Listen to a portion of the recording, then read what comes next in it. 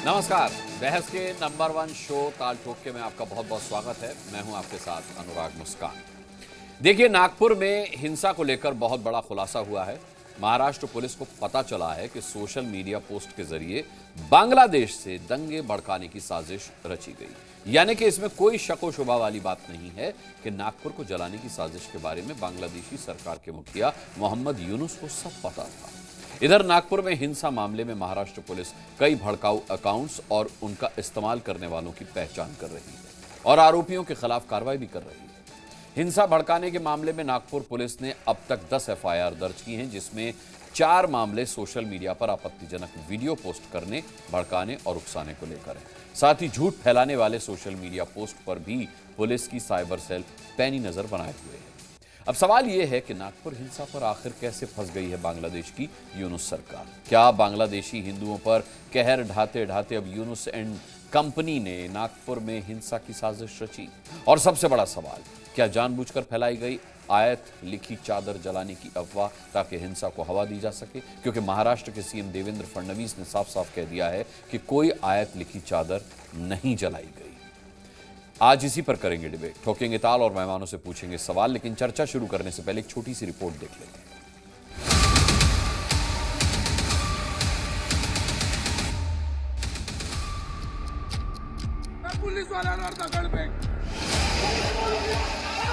मी पुन्हा सांगतो, नागपूरच्या प्रकरणामध्ये ज्यांनी पोलिसांवर हल्ला केलेला आहे त्यांना कबरीत नाही खोदून काढू, सोडणार नाही।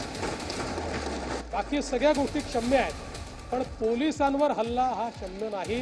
त्यामुळे त्यांच्यावर ही स्ट्रिक्टेस्ट कारवाई आहे। इंटरनेशनल कॉन्स्पिरेसी उसमें है या नहीं, इस पर मैं अभी टिप्पणी नहीं कर पाऊँ। बांग्लादेश का कनेक्शन अभी हम लोग स्टडी कर रहे हैं। जो देशद्रोह का जो चार्ज डाला गया, जिसके अंतर्गत जो वायलेंस हुआ पुलिस के खिलाफ में, जो पत्थरबाजी हुई, उसको ग्लोरीफाई किया गया है। उसके साथ में ऐसे कमेंट डाले गए हैं, उसमें जो कैप्शन डाला गया है अल्लाह अकबर और सर तन की जुदा, ये उस वायलेंस को ग्लोरीफाई करने के लिए और बढ़ाने के लिए वायलेंस को ग्लोरीफाई किया गया। उसमें बाहर के भी, नागपुर के बाहर के भी लोग हैं जिन्होंने वायलेंस को ग्लोरीफाई किया। नवाज नाम का जो बांग्लादेशी जो व्यक्ति है, जिसने साफ तौर पर धमकी देते हुए पोस्ट किया है कि अभी तो सिर्फ ये जो है अटैक हुआ है। तो चलिए अब इस मुद्दे पर चर्चा शुरू करते हैं। लेकिन उससे पहले हमेशा की तरह मैं इंट्रोडक्शन करवा देता हूं। बहुत अच्छा खासा पैनल आज हमारे साथ हमेशा की तरह जुड़ा हुआ है। भारतीय जनता पार्टी से प्रवक्ता के शर्मा हमारे साथ हैं, समाजवादी पार्टी के प्रवक्ता फराज किदवई साहब हमारे साथ हैं, एनसीपी के प्रवक्ता महेश चौहान हमारे साथ इस डिबेट का हिस्सा होंगे, विश्व हिंदू परिषद के प्रवक्ता श्रीराज नायर आज डिबेट का हिस्सा होंगे। यहाँ स्टूडियो में मेरे साथ राम कृपाल सिंह सीनियर जर्नलिस्ट मौजूद हैं और इस्लामिक स्कॉलर नाजिम खान साहब यहाँ मौजूद हैं। मैं सभी का बहुत बहुत स्वागत करता हूं और सबसे पहले डिबेट की शुरुआत में करता हूं फराज किदवई साहब के साथ। फराज किदवई साहब, विपक्षी पार्टियां जितनी भी हैं वो डबल इंजन की सरकार को फेल बता रही थी। वो ये कह रही थी कि कानून व्यवस्था संभालना राज्य सरकार का काम है, केंद्र सरकार का काम है, लेकिन नागपुर में राज्य सरकार फेल हो गई। सवाल यह है कि नागपुर का जो दंगा शुरू हुआ था वो इस बात के साथ शुरू हुआ था कि कुरान की आयतें लिखी गई जो चादर थी, जो कपड़ा था, उसे जलाया गया। लेकिन अब महाराष्ट्र के सीएम ने इनकार कर दिया है कि न तो इसके कोई सबूत मिले हैं और साफ तौर पर यह अफवाह थी जिसके आधार पर उन्माद फैलाया गया। क्या कहना है आपका? फराज किदवई साहब से संपर्क करने में कहीं कोई दिक्कत हो रही है? सीधा सा यही सवाल आपसे पूछ रहा हूं नाजिम खान साहब।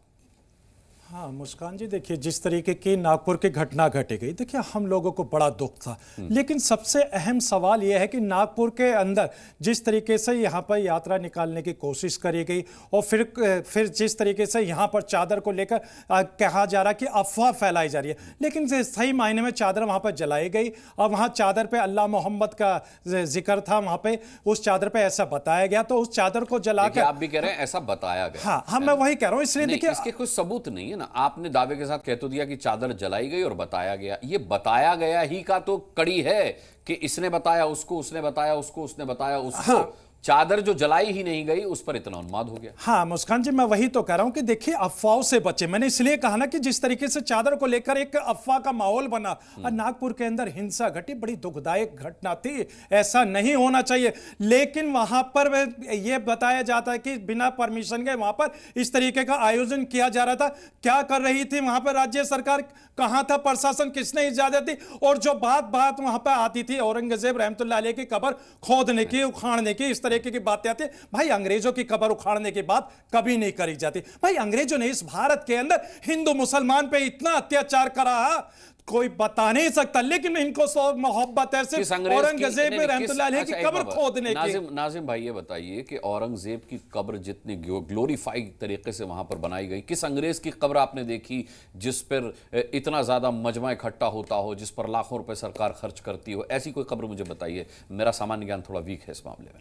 हाँ मुस्कान जी, देखिए मैं तो सबसे पहले ये कहना चाहता हूं, जो कभी भारत के शहंशाह रहे तो देखिए हमारे भारत सरकार की भी नैतिक जिम्मेदारी है कि उनकी कब्र को वही चीज की मुहैया करानी चाहिए ताकि पूरी दुनिया को यह पता चले कि भारत के अंदर इनका इतिहास क्या रहा है। लेकिन उसके साथ साथ हम ये भी तो कहते हैं कि भारत के अंदर आखिर अंग्रेजों की कब्र कर क्या रही है? अरे भारत को लूटा, भारत के कोहिनूर को लूट कर ले गए, भारत के अंदर वो दंगा करवा दिया, हिंदू मुसलमान के बीच में वो नफरत की खाई खोदी। लेकिन आज भी भारत के अंदर अंग्रेजों की कब्र है। भाई अंग्रेजों के अगर साथ में अगर देखा जाए तो अगर अंग्रेजों के बारे में बात हो मुस्कान जी, तो अंग्रेजों के दोस्तों की भी बात हो, अंग्रेजों के मुखबिरों की भी बात हो, अंग्रेजों के दलालों की भी बात हो। लेकिन यहां तो बात होती है सिर्फ औरंगजेब रहमतुल्लाह अलैह या मुगल काल की। तो मुगल काल के भी तो दोस्त होते थे, कौन-कौन उनके साथ थे? जय सिंह, ये सब मान सिंह, ये सब भी तो नाम आने चाहिए। नाजिम भाई यहां की बात होती, हम यहीं खत्म कर देते। उस पर भी तो कुछ कहिए कि जो बांग्लादेश से टूल किट चली आ रही है। हाँ मुस्कान भाई, देखिए बांग्लादेश की इतनी औकात नहीं है कि हमारे भारत की तरफ नजर उठाकर भी देख ले। लेकिन जिस तरीके से बांग्लादेश ने इस घटना को अंजाम देने में अपनी अहम भूमिका निभाई है, कहीं ना कहीं हमारी इंटेलिजेंस फेल हो गई है। अगर इंटेलिजेंस अलर्ट होती तो बांग्लादेश की औकात नहीं थी कि भारत पे जरा से भी पैनी नजर रखे। हम भारत के वासी हैं, बांग्लादेश के अंदर घुस घुस के चुन चुन कर मारने वाले हम हौसला रखते। लेकिन हमारी केंद्र सरकार को आगे आना चाहिए, बांग्लादेश को दो टुक में जवाब देना चाहिए कि आपने हमारे भारत के अंदर, नागपुर के अंदर इस तरीके का मामला कैसे बनाया। या तो 1927 में इस तरीके का मामला था या 2025 के अंदर। लेकिन आखिर बात क्या होती है मुस्कान भाई कि भारत को ही क्यों चुना जाता है, और वो भी ऐसे कट्टरपंथी देशों के द्वारा? क्या हमारी इंटेलिजेंसी कुछ काम नहीं करती है? क्या उनके आगे क्या करती है, नतमस्तक हो जाते हैं? ये भी सोचने की बात है। आपके इस आरोप पर चकित मुद्रा में आश्चर्यचकित होकर के शर्मा देख रहे हैं। के शर्मा जी, इंटेलिजेंस पर सवाल उठाया जा रहा है कि अगर बांग्लादेश से टूल किट आई तो हमारी इंटेलिजेंस क्या कर रही थी? कुछ अकाउंट्स पुलिस ने आइडेंटिफाई किए हैं जिनमें लिखा गया है कि पिक्चर अभी बाकी है, ये तो ट्रेलर है। मुझे तो आश्चर्य अनुराग जी ये है कि जो जनाब अभी बोल रहे हैं वो कितना अफवाहों से ग्रसित है। वो खुद ही सच्चाइयों से कोसों दूर है और चैनल, इतने बड़े चैनल में बैठ के खुद अफवाह फैला रहे हैं, अजीब सी अफवाह बोल रहे हैं। मैं तो हैरान हूं इस व्यक्ति की मानसिकता पर। मैंने कौन सी अफवाह फैलाई है? मैं बताता हूं अभी आप झूठ बोलिए सर, मैंने बता रहा हूं, आप झूठ बोल के इस तरीके का माहौल क्रिएट मत कीजिए। मैं तो कह रहा हूं कि अफवाह से बचे। अभी मैं शुरुआत ही किया हूं। इनको ये पहली बार डिबेट में आए क्या? नहीं, आप बोलिए। इनके समय तो मैंने कुछ नहीं बोला, इनको शांति से मेरी बात सुननी चाहिए जी। ये अफवाहों से कितने ग्रसित हैं, पहले तो मैं इस बात पर मुझे आश्चर्य हुआ। मैंने कल 2-3 दिन से मैं इस डिबेट पे हूं, तो मैं एक बात बार बार अनुराग जी कहता हूं, आपके यहाँ भी बोला, ये जो घटनाक्रम हुआ नागपुर में, ये निश्चित रूप से बहुत दुर्भाग्यपूर्ण तो है, लेकिन एक ये संकेत देता है भारत के मुस्लिम समाज को, मुस्लिम समाज के प्रबुद्ध लोगों को, मुस्लिम समाज के मौलवियों को, इमामों को, इनको समझना पड़ेगा कि इनके ये कौन सी शिक्षा अपने युवा वर्ग को दे रहे हैं जिसके कारण से इनका युवा इस तरह से भ्रमित हो रहा है। और जो मस्जिद पाक जगह है, इबादत की जगह है, वो आज किस रूप में प्रयोग होने लगा है, ये मौलानाओं को सोचना पड़ेगा, इस्लाम के बुद्धिजीवियों को सोचना पड़ेगा। ये आने वाले समय में कहां किस रास्ते पर जा रहे हैं और कहां खड़े हो रहे हैं और किन अफवाहों के शिकार हैं। मैं बताता हूं कि मुझे क्यों हंसी है। हालांकि इस्लामिक स्कॉलर लिख रहे हैं, मुझे तो हंसी आ रही है कि इनके स्कॉलरशिप पर क्यों इसलिए हंसी आ रही है क्योंकि तथ्यों के साथ ही नहीं खड़े हैं। अभी इन्होंने एक लाइन कहा, मैं पॉइंट टू पॉइंट बोलता हूं। यात्रा निकाली गई बिना इजाजत के निकाली गई। जनाब को यही नहीं पता है कि उस दिन शिवाजी महाराज की जयंती थी और शिवाजी महाराज की जयंती का कार्यक्रम हर जगह अधिकृत रूप से आयोजित होता है और हर साल आयोजित होता है। और ये कहां से बिना उसके परमिशन की हो गई? लेकिन ये एक अफवाह है। मैं लाता हूं। हाँ, मैं काउंटर करूंगा इस चीज का। अब दूसरी अफवाह ये फिर उस पर आए जिसका कि खुलासा माननीय मुख्यमंत्री जी ने सदन के अंदर, होम मिनिस्टर भी हैं वो, उन्होंने स्पष्टता से कहा कि उसमें किसी तरह की ऐसी कोई चादर नहीं जलाई गई जिसमें आयत लिखी हो। लेकिन जनाब उसको लेकर वो हैं। अब रहमतुल्लाह मुझे तो उर्दू नहीं आती जनाब, मैं तो क्षमा चाहता हूँ, लेकिन औरंगजेब की जो ये प्रशंसा और स्तुतिगान कर रहे थे अभी, मुझे तो आश्चर्य है कि भारत में रह के भारत का मुसलमान अपने को मुगलों से जोड़ लेता है, बाबर से और औरंगजेब से यदि जोड़ रहा है जैसा ये जनाब इस समय गा रहे हैं। इन्होंने कहा साहब अंग्रेजों के इतनी यहाँ पर वो रखी हैं, इनको जानकारी होनी चाहिए कि जब भारत स्वतंत्र हुआ तो तमाम जगह से अंग्रेजों के जो चौराहों पे वो लगे थे मूर्तियाँ, उनको सबको हटाया गया था। यही नहीं, अभी अभी इंडिया गेट के अंदर में अंग्रेजों की निशानी थी, वहाँ हटाकर सुभाष चंद्र बोस जी की मूर्ति लगाई गई। इंडिया गेट के बगल में फौज के लिए, सेना के लिए स्मारक बनाया गया। इनको कुछ नहीं पता, मैं कह रहा हूँ ये अफवाहों पे खड़े हैं, इनको कोई जानकारी भी नहीं है, लेकिन टीवी पे आना है, चिल्लाना है, बोलना है, लोगों को भड़काना है। अब एक मिनट मुझे बात तो पूरी करनी। ये बहुत महत्वपूर्ण विषय है, ये बहुत महत्वपूर्ण विषय है। इनको इसलिए मैं कह रहा ना कि इनको कोई जानकारी नहीं है, पर टीवी में आके लोगों को कैसे भड़काना है, युवाओं को, मुसलमानों को। कौन बांध रहा है? नहीं, मैं भी बता रहा हूं, अंग्रेजों की निशानी हटा दी गई। अरे पार्लियामेंट भी तो है अंग्रेजों का भाई, बता दीजिए। झूठ आप बोलते हैं, हम सब हटा देंगे। अरे झूठ मत बोलिए, चिंता मत करो, अभी मैं आगे भी बता रहा हूँ। हाजी नाजिम खान फैक्ट पे बात करता है सर, आपकी तरह अफवाह की बातें नहीं करता। हाजी नाजिम ने जो कहा भाई आप हटा दीजिए ना। महाराष्ट्र के अंदर आज भी अंग्रेजों के नाम है भाई। भारत के अंदर अंग्रेजों की खबर क्या कर रही है ये बता दीजिए। भारत के अंदर अंग्रेजों ने जो नरसंहार किया हिंदू मुसलमान भाइयों के बीच में, जो नफरत बाकी लोगों कार्टून कहां से ले आए हैं आप? इनको कभी टीवी चैनल में आए नहीं क्या ये? नहीं सर, आप तो आए हैं, बीच तो में बोलने वाले, बीच में बोलने इसी बात को आप कह रहे हैं। झूठ तो आप मैं एक बात बता रहे बोल रहे, इसको बंद करो। देखिए मुझे आश्चर्य है, ठीक ये किस तरह का पैटर्न है समझ रहे हैं अनुराग जी? सीएए कानून जब आया था उसमें देश के किसी मुस्लिम किसी व्यक्ति की नागरिकता नहीं जानी थी, लेकिन इसी तरह के मुस्लिम स्कॉलर बैठ के टीवी में और भड़का के लोगों में और ये देश के अंदर दंगा करवाया कि मुसलमानों की नागरिकता चली जाएगी, मुसलमानों की नागरिकता, एक प्रावधान नहीं था उसके अंदर, लेकिन देश भर में दंगा कराने का काम इन्हीं तरह के स्कॉलर जो थे बने हुए, ये सो कॉल्ड स्कॉलर है। और ये जो मुस्लिम बुद्धिजीवी बनते हैं ये वो लोग हैं। इन लोगों ने भड़काया और तमाम राजनीतिक दल, समाजवादी, कांग्रेस पार्टी सबने भड़काया और भड़का के इस देश के अंदर दंगा करवाया। तो ये दंगा की राजनीति करने वाले मुसलमानों को, मैं कहता हूं ये प्रबुद्ध मुसलमानों के लिए चिंता का विषय है, और युवा मुसलमानों को बहकाकर, उन बेचारों को बहकाकर इस तरह के हिंसा में झोंक देना, ये इनकी फितरत रही है। और वो फितरत आज भी देखने को मिल रही है। मानता हूं, मेरे लिए नाजिम खान भी वही हैं, लेकिन फराज किदवई साहब, सवाल यह है कि जिस तरीके की टूल किट चलकर आई है बांग्लादेश से, पुलिस अपनी जांच में पा रही है कि बांग्लादेश के कुछ अकाउंट्स इसमें इन्वॉल्व हैं, जो बाकायदा ग्लोरीफाई कर रहे हैं नागपुर में जो कुछ हुआ, कुछ हमारे यहाँ के भी अकाउंट्स हैं जो इस दंगे को ग्लोरीफाई कर रहे हैं। सवाल यह है कि आपने राज्य सरकार पर तोहमत लगा तो दी, आपने इंटेलिजेंस पर तोहमत लगा तो दी, लेकिन यह वक्त एक साथ खड़े होने का है। आपको इस बात का एहसास है? अनुराग जी बहुत बहुत धन्यवाद।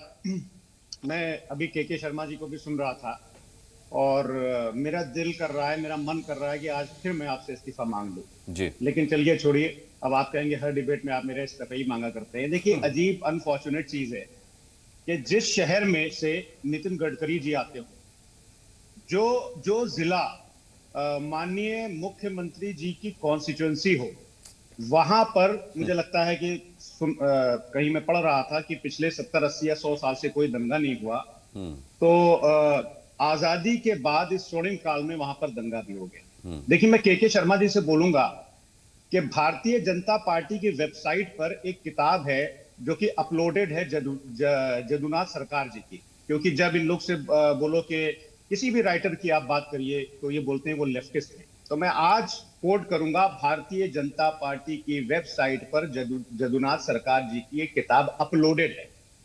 उसके पेज नंबर 472 पर यह लिखा हुआ है कि औरंगजेब का जो शासन था वो जितना खराब हिंदू भाइयों के लिए था उतना ही खराब मुसलमान भाइयों के लिए था। के शर्मा जी ने अभी कहा कि हिंदुस्तान का जो मुसलमान है वो अपने आप को औरंगजेब से क्यों एसोसिएट करता है। मैं भी एक प्रैक्टिसिंग मुसलमान हूं, मैं तो अपने आप को बिल्कुल भी नहीं करता हूं। नाजिम भाई करते हैं, नाजिम भाई सम्मान के साथ औरंगजेब का नाम ले रहे हैं। अबू आजमी साहब होंगे, अबू आजमी साहब का सुनिए बता दीजिए। अरे मैं बीच में नहीं बोल रहा, मैं अबू आजमी याद दिलाया आपको बस। मैं अभी आपको याद दिला देता हूं। देखिए, अगर आप अपवाद की बात करिएगा तो भारतीय जनता पार्टी की सांसद महोदया जो है अपने आप को नाथूराम गोडसे से एसोसिएट करती हैं। तो क्या भारतीय जनता पार्टी जो है वो नाथूराम गोडसे को अपना नायक मानती है? अब दूसरी बात, अनुराग जी, आप खंडन कर रहे हैं अबू आजमी की ना, खंडन कर रहे हैं अबू आजमी। अबू आजिम खुद अपने बयान का खंडन कर चुके हैं। नहीं, आप कर रहे हैं ना, ये तो तय कर दीजिए। बस आपकी जबान से सुनना चाहता हूं अभी अबू आजमी ज्ञान दे रहे थे उनको जो स्कॉलर साहब बैठे हुए थे, क्या पहली बार टीवी में आए हम क्या है। अब तो ये तो बहुत प्यार से पूछ रहा हूं मैं कि आप खंडन कर रहे हैं ना अबू आजमी साहब का बयान का, क्योंकि आप तो सच्चे मुसलमान हैं। आप सच्चे मुसलमान हैं। अबू आजमी साहब पता नहीं क्या, मैं नहीं कह सकता है या नहीं, आप निर्णय करेंगे, लेकिन आप तो बता दीजिए, समाजवादी आप पक्के हैं, बताइए। सुनिए सर, जिस दिन अबू आसिम साहब का वो बयान आया था और उन्होंने, ध्यान से सुनिएगा के शर्मा जी, ताकि दोबारा आप मुझसे सवाल ना पूछिए। जिस दिन अबू आसिम साहब का ये स्टेटमेंट आया था और उन्होंने अपना बयान नहीं वापस लिया था, उससे पहले मैंने ये बयान दिया था कि किसी भी व्यक्ति को कि किसी भी वाक्य से अगर इस देश के करोड़ों भाइयों की, हिंदू भाइयों की आस्था को चोट पहुंचती है तो उसको नहीं करना चाहिए। फिर से बोलूं या रजिस्ट्री करके आपको मैं पोस्ट करूं? ये मैं पहले बोल चुका था। और सुनिए, औरंगजेब का है सर, और सुनिए, औरंगजेब की बात पे, अरे सर, औरंगजेब की बात पे मैंने बोला था कि औरंगजेब हमारे आदर्श बिल्कुल नहीं हो सकते। और as per the book written by mister Jadunath Sarkar which has been uploaded on Bharatiya Janata party portal, Aurangzeb ने जितने हिंदू भाइयों के ऊपर अत्याचार किए उतने ही मुसलमान भाइयों पर किए। ये मैं नहीं बोल रहा हूं, ये आपके राइटर जदुनाथ सरकार बोल रहे हैं, वो क्रूर राजा था, ये बोल रहा हूं, बार बार बोल चुका हूं। ठीक है, नागपुर पे आ जाइए, नागपुर पे आ जाइए। मैं नागपुर, देखिए ये क्यों हो रहा है अनुराग जी, आप इसके अगर आप बैकग्राउंड में जाइएगा, क्योंकि बहुत सारे पैनलिस्ट हैं, इन्होंने बहुत सारी चीजें उठाई, अगर मैं उसको उठाने चलूंगा तो बहुत टाइम लग जाएगा। ये क्यों हो रहा है मैं आपको बताता हूं अनुराग जी, कि अगर आप देखिएगा कि पिछले मुझे लगता है कि 20 दिन हो गए इस चीज को, ये जो औरंगजेब वाला मसला चल रहा है, ये एक पूरे फुल पेज की खबर द हिंदू में छपी थी, फुल पेज। ये देखिए, इतना बड़ा पेज मैं आपको दिखा, इसमें क्या लिखा हुआ है कि drought, death and death in Maharashtra. और पिछले साल 2024 में 800 किसानों ने सिर्फ मराठवाड़ा रीजन में, फिर से सुनिएगा, कहां से कहां ले जा रहे हैं सर आप? मामला इतना गंभीर है कि बांग्लादेश से टूल किट आ रही है, आप अपने किसानों की आत्महत्या का सवाल उठा रहे हैं। इस पर बाकायदा एक डेडिकेटेड डिबेट की जानी चाहिए, हम करते भी रहे हैं, आगे भी करेंगे। आज के मुद्दे से ध्यान मत भटकाइए। चलिए मैं आपके पास, चलिए मैं आता हूं। फराज किदवई साहब, मैंने आपको बहुत समय दिया, मैं आता हूं आपके पास। मैं आता हूं। महेश चौहान, कल आप शांति की अपील कर रहे थे, सवाल ये है कि ये अशांति जो है इसकी स्क्रिप्ट तो बांग्लादेश से लिखी गई है। अनुराग जी, देखिए, देवेंद्र फडणवीस साहब ने कल हाउस में, विधानसभा में ये कहा है कि जो औरंगजेब के बारे में छावा मूवी में, छावा फिल्म में दिखाया गया है, उसके वजह से लोगों का गुस्सा भड़का था। आज नया कुछ सामने आ रहा है कि इसकी स्क्रिप्ट बांग्लादेश में लिखी जा रही है। तो कल तक हमें ऐसा लग रहा था कि ये महाराष्ट्र गवर्नमेंट का फेल्यूर है, जो भी law and order situation Maharashtra में आज है, उसकी जिम्मेदारी महाराष्ट्र गवर्नमेंट पे आती है। लेकिन आज ऐसा लग रहा है कि डबल इंजन की जो सरकार है, जो केंद्र में भी इनकी सरकार है, उनका भी फेल्यूर कहीं है नहीं, क्योंकि अभी बांग्लादेश का कनेक्शन सामने आ रहा है। तो अगर महाराष्ट्र के नागपुर में जो मुख्यमंत्री देवेंद्र फडणवीस का अपना शहर है, जहां पर नितिन गडकरी रहते हैं, उनका शहर है, उस शहर में अगर बांग्लादेश से दंगे फसाद होते हैं और वो भी प्री प्लान्ड करके, तो फिर इस पर सोचने जैसी बात है। हमें ये बहुत सोचना पड़ेगा कि सेंट्रल गवर्नमेंट और महाराष्ट्र गवर्नमेंट, दोनों गवर्नमेंट अगर नाकामयाब होते हैं ऐसे हिंसा कंट्रोल करने को उनके खुद के शहर में, तो पूरा महाराष्ट्र कैसे सुरक्षित रहेगा। हम तो शांति की अपील करते हैं और शांति की अपील करते रहेंगे। जो भी कुछ हुआ है उस पर स्ट्रिक्ट एक्शन लेनी जानी चाहिए। जिसी भी, और सबसे अहम मुद्दा यहाँ पर यह है कि जो अफवाह फैली थी और उस अफवाह की वजह से ये दंगे हुए, ऐसा पुलिस का और देवेंद्र फडणवीस जी का स्टेटमेंट आया है, तो वो अफवाह फैलाने वाला कौन है, उसका नाम सामने क्यों नहीं आ रहा है, उस पर क्या एक्शन ली जा रही है, उसे सामने लाने के लिए कोशिश क्या हो रही है, ये जनता को कब समझेगा। इसके बारे में के शर्मा जी और बीजेपी ने कुछ बयान देने चाहिए। ठीक है, रामकृपाल जी आप ना उम्मीद मैं बोल देता हूं सर, मैं बोल देता हूं। अच्छा ठीक है, के शर्मा जी संक्षिप्त रहिएगा, बोलिए। बोल देता हूँ संक्षिप्त में। देखिए, अभी जो है एनसीपी के नेता ने 2 महत्वपूर्ण प्रश्न उठाए। निश्चित तौर से टूल किट बाहर बना, टूल किट की कोशिश हुई, वहाँ से प्लांट हुआ, लेकिन इम्प्लीमेंट कौन कर रहा है? इम्प्लीमेंट तो जिसकी आप जो है तारीफ के पुल बांधते हैं एनसीपी वाले, उन्हीं को, वही लोग तो इम्प्लीमेंट कर रहे हैं। जब यहाँ पकड़ा गया यहाँ पर, अभी 4 दिन इसके पहले तक तो आप औरंगजेब के उसके समर्थक बने हुए थे। आप तो हिंदुओं को जो है उनको बातें कर रहे थे। और जब शर्मा जी कौन इम्प्लीमेंट कर रहा है, आप प्लीज बताइए। नहीं, मैं बता दूं। हाँ, ये पकड़ा गया है सर, इसका नाम आप नहीं ले पाएंगे ना, ये फहीम समीम। क्यों नहीं ले पाएंगे? हम ले पाएंगे। नहीं, अब बता रहा हूँ, आपको पता है 52, आपको पता है 80 से, एक मिनट सर, 80 से ज्यादा लोगों की गिरफ्तारी हुई। उसका मुख्य मास्टरमाइंड फहीम समीम है, जिसकी गिरफ्तारी हुई है। ये सारी चीजें गिरफ्तारी करके सामने आए ना। आप ऐसा तो नहीं है कि कुछ समाचार नहीं सुनते होंगे। नहीं, लेकिन क्योंकि आप क्योंकि एक धर्म विशेष के साथ वो है। लेकिन नहीं, सुनिए तो, पहला ही इसका जवाब ये इन्होंने ही तो पहले, साहब इसके वीडियो बाहर हैं जिन्होंने कहा वहां पर कि इस तरह के वहां जलाया जा रहा है, पुलिस हमारी नहीं है, पुलिस दूसरे कम्युनिटी की है। ये सारे बयान तो आप टीवी वीडियो उसमें नहीं देख रहे, रिपोर्ट। बिल्कुल, ये सारे बयान आ रहे हैं ना, उन्हीं को हम गिरफ्तार कर रहे हैं साहब, जिसको जो लोग वैसा है सर। आप, मैं आपको और थोड़ा पुराने इतिहास पे ले जाऊं फिर, यदि मुझे यही सब इस पे डिबेट आपको करना। यही मुस्लिम समाज है, यही पर्सनल लॉ बोर्ड है ना, यही पर्सनल लॉ बोर्ड अभी चुनाव के समय, महाराष्ट्र चुनाव पे क्या प्रेस करके बोला, शरद पवार हमारे अजीम सिपाही हैं। 27 पॉइंट लेकर वो खड़े थे आपके सामने। भटक जाएंगे और आप लोगों ने समर्थन किया, अपनी बात रख दी, आपने उनके विवादित बयानों का समर्थन किया। और उसमें उन्होंने लिखा, प्रेस करके कहा कि शरद पवार ने हमारे जो है मांगे मानी है, और कहा है कि सरकार। ना ठीक है, अभी शरद पवार जी पर चर्चा नहीं चल रही।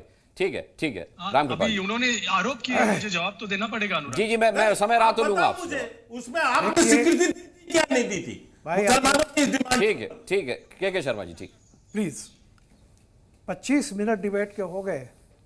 अनुराग जी, आपने देखा, ये ठीक है कि सरकार पर जिम्मेदारी जाती है, फलाना पे जिम्मेदारी जाती है, लेकिन किसी प्रवक्ता ने पहले ये नहीं कहा कि जो दंगाई थे वो चाहे किसी धर्म और जाति के हों, उन पर सख्त कार्रवाई की जानी चाहिए। बिल्कुल नहीं।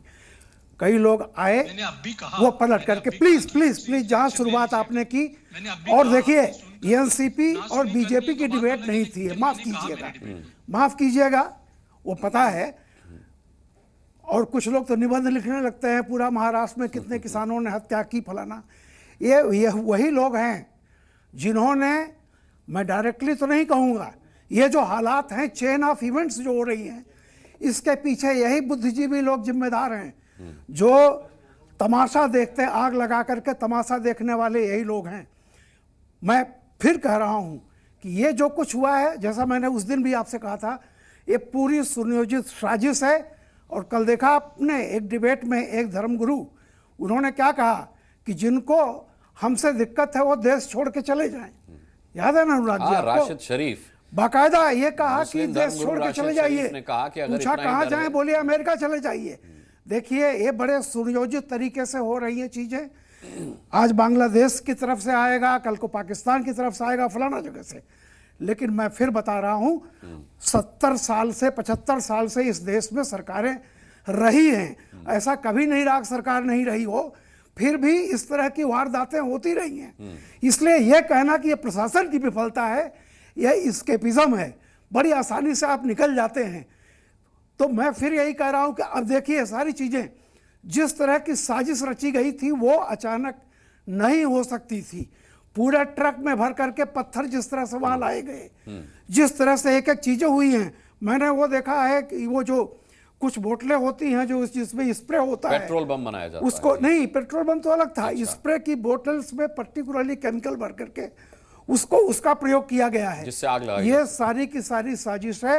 और मैं फिर बता दूं, ये साजिश को जो लोग सफल आज दिखाने की कोशिश कर रहे हैं वो बहुत चंद दिनों में फिर इस तरह की घटना की पुनरावृत्ति के लिए लोगों को उकसा रहे हैं। इसलिए मेरी एक सलाह है कि आप लोगों का मतभेद कुछ भी हो, लेकिन जो कुछ हुआ है उसके लिए सीधे कहिए कि जो भी जिम्मेदार है दंगाई, उसको पकड़ करके किया जाए। उसके प्रति किसी तरह की कोई हमदर्दी नहीं व्यक्त की जानी चाहिए कि चादर जला दी गई, फलाना हो गया, ढकाना हो गया।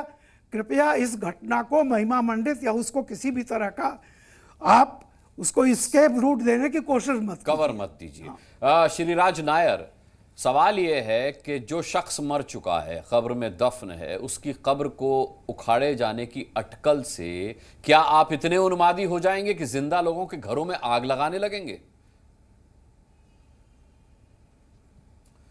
देखिए अनुराग, मैंने कल भी यही कहा था आपसे, ये एक सुनियोजित तरीके से ग्लोबल पैटर्न है आतंक और जिहाद का। एक शांति प्रिय तरीके से धरना प्रदर्शन होता है, लोग और तहसीलदार और कलेक्टर को ज्ञापन सौंप के कार्यकर्ता अपने अपने घरों में चले जाते हैं। कोई एक छोटा सा भी वाकया नहीं होता। शाम को एक अफवाह फैलती है और जहां जहां हिंदुओं की गाड़ियां पाई गई, हिंदुओं के घरों को आग की लपटों में झोंका गया। अब ये कहते हैं कि बांग्लादेश से टूल किट हुआ है, जो भी हुआ। कुछ वर्ष पहले यही मुंबई में 2008 में कसाब आया था पाकिस्तान से। एक बोट में बैठकर कसाब आता है, VT Chhatrapati Shivaji station, Trident hotel, Oberoi hotel, Taj hotel में जाकर आए बाएं शाएं गोलियों से लोगों को भूनता है, बड़े बड़े पुलिस अफसरों को भी मार देता है। अब आप बताइए, ये वहां से आता है बिना लोकल सपोर्ट या क्या ये संभव है? हमको 3 किलोमीटर अगर ट्रैवल करना हो तो हमको जीपीएस लगाना पड़ता है या सामने वाले व्यक्ति को 10 बार पूछना पड़ता है मैं कैसे आऊं। तो यहाँ ये लोकल सपोर्ट है। ये बांग्लादेशी टूल किट बोलो या आईएसआई बोलो, यहाँ पर जो स्लीपर सेल है ये इसके लिए बहुत बड़ी जवाब, ये इसके ऊपर पूरी तरह से अंकुश लगानी पड़ेगी। यही लोग यहाँ पे जो लब्बैक चिल्ला रहे थे या औरंगजेब रहमतुल्लाह अली जिंदाबाद के नारे लगा रहे थे, यही लोग वो स्लीपर सेल है जो आईएसआईएस को या बांग्लादेश में बैठे इनके आकाओं को डायरेक्टली इनडायरेक्टली प्रत्यक्ष रूप से परोक्ष रूप से सपोर्ट कर रहे हैं। और जिस देश के अंदर दंगा फैलाने के लिए, इस देश की अर्थव्यवस्था को तोड़ने के लिए, इस देश के अंदर अशांति फैलाने के लिए ये एक बहुत बड़ी सुनियोजित यंत्रणा यहाँ चल रही है। इसकी कमर पूरी तरह से तोड़नी पड़ेगी और इसके लिए अवैध मजार, अवैध मस्जिद, अवैध मीनारे जो भी यहाँ पर है, मदरसे हो सकते हैं, मंदिरों का भी नाम ले सकते हैं, मठ का भी नाम ले करना पड़ेगा, जो अवैध है उनका भी नाम लीजिए। हाँ मुस्कान जी, अब देखिए मुझे श्रीराज नायर जी, आपकी बात से सारे अवैध मदरसे टेरर ब्रीडिंग ग्राउंड है और ये टेरर ब्रीडिंग ग्राउंड को पूरी तरह से कुचलना पड़ेगा। जी हाँ मुस्कान जी, देखिए अब मैं काउंटर आपको मैं बता दूं, अवैध मंदिरों की आपने बात की तो दिल्ली में एक्शन चल रहा है अवैध मंदिरों पर। दूसरी बात, अवैध मंदिरों को कहीं पत्थर इकट्ठा करने के लिए इस्तेमाल नहीं किया जाता या वहां पर दंगों की प्लानिंग करने के लिए अवैध मंदिरों को इस्तेमाल नहीं किया जा सकता। आपके पास कोई उदाहरण हो तो बताइए ना। नहीं सिखाए जाते बम। हाँ मुस्कान जी, देखिए सबसे पहले, हाँ सुन लीजिए, सबसे पहले मैं ये कहना चाहता हूँ कि अफवाहों से बचें। भाई अफवाह पूरे मुल्क के भाइयों को समझाइए ना। नहीं, मैं तो पूरे देश के लिए अफवाह को सर्टिफाई कर रहे थे। मैं तो अपने देश के सभी नागरिकों से कहना चाहता हूँ कि अफवाहों से बचें। कपड़ा जलाया गया तो खुद आप सर्टिफाई कर रहे थे, ये तो अफवाह थी, इसको आप खुद सर्टिफाई नहीं, मैंने नहीं, मेरी आगे की बात तो सुनी, मैंने उसके बाद क्या कहा कि अफवाह इस तरीके की फैली, अफवाहों से बचे, मैंने ये भी कहा था उस बात पे। मंदिरों अब दूसरी में बात ये संस्कार, कि अभी क्या कहा गया कि आपके महाराष्ट्र के मंदिर के मुख्यमंत्री ने क्या संस्कार कहा था किए कि जाते हैं। छावा फिल्म को देखकर, अरे सुन लीजिए, क्या कहा था कि छावा फिल्म को देखकर इस तरीके का माहौल हुआ। क्या अब हमारे भारत का इतिहास ये बॉलीवुड वाले करेंगे क्या? अरे बॉलीवुड को बैन कर देने चाहिए ऐसी फिल्मों को, अगर जो पूरे देश के अंदर नफरत का माहौल पैदा करते हो। और रही बात ये जो अभी आप कह रहे थे ना भाई, सुन लीजिए, मैं ये कहना चाहता हूँ कोई भी ऐसे संगठन है जो कि नफरत का माहौल पैदा करने की कोशिश करे, वो ऐसे संगठनों को तुरंत बैन कर देना चाहिए सरकार को, ताकि सरकार ऐसे संगठनों को पनपने ना दे, क्योंकि मुल्क के अंदर शांति होनी चाहिए। लेकिन आप लोग तो सिर्फ और सिर्फ मुस्लिम मुस्लिम मुस्लिम, भाई मुस्लिमों से आपको इतनी बेइंतहा मोहब्बत क्यों है भाई? अगर आपको बेइंतहा मोहब्बत है तो अकबर से पूछते कि अकबर के रिश्तेदार कौन थे जब आपको मोहब्बत नजर नहीं आई। लेकिन आप लोग जिस तरीके का माहौल देश के अंदर बनाने की कोशिश कर रहे हैं, बंद कर दीजिए। मैं तो ये कह रहा हूं नागपुर की घटना, नाजिम भाई एक रेफरेंस के तौर पर, अरे सुनिए एक रेफरेंस के तौर पर छावा फिल्म का नाम मुख्यमंत्री ने लिया।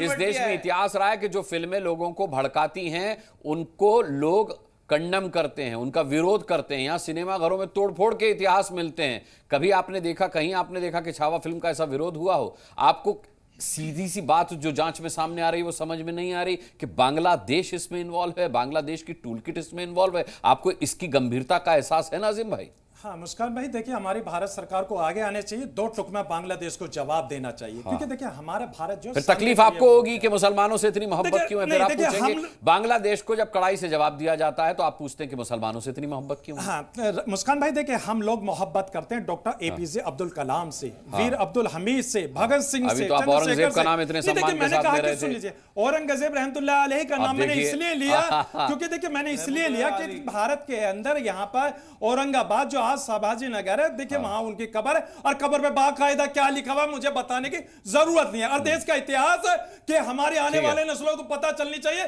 कि भारत के अंदर कौन कौन आक्रांता आए थे जिन्होंने मुल्क को लूटा। उसमें अंग्रेज भी थे और भी थे, भारत के हर बच्चे को पता चलना चाहिए। लेकिन बात जब यहाँ पे आती है, अरे भारत के वो बच्चे आपको भी देख रहे हैं कि आप और उस आक्रांता का नाम कैसे ले रहे हैं। के शर्मा से जवाब लूंगा। के शर्मा, आरोप लगाना बहुत आसान है। देखिए इस पूरे प्रकरण की शुरुआत किसने की थी अनुराग जी? अबू आजमी ने जब औरंगजेब की प्रशंसा की।